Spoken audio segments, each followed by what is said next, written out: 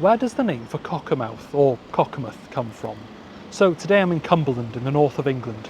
It's a sweltering 32 degrees and this town that I'm in now is called Cockermouth. Let's get into the name.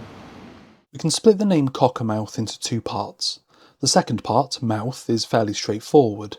Here it doesn't refer to the sea, but to where one river flows into another. In this case, where the river Cocker joins the river Derwent.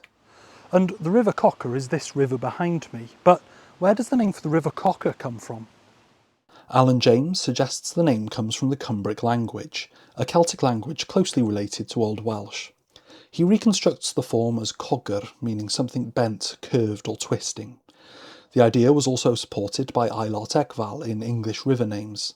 Similar names appear elsewhere in Britain, including another river Cocker in Lancashire, and Cocker Beck near Cockerton in County Durham. The river wasn't just important linguistically, it was strategically important too. The Romans built a fort overlooking the crossing of the River Derwent at what is now Pap Castle. They called it Derwentio, though later non-Roman sources called it Derwentio Carvetiorum, distinguishing it from several other places with the same name.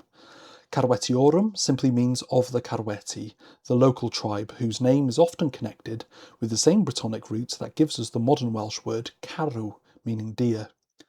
The Romans weren't the last to recognise the importance of this crossing. After the Norman conquest, a castle was built here, probably reusing stone from the Roman fort, and a medieval market town gradually developed around it.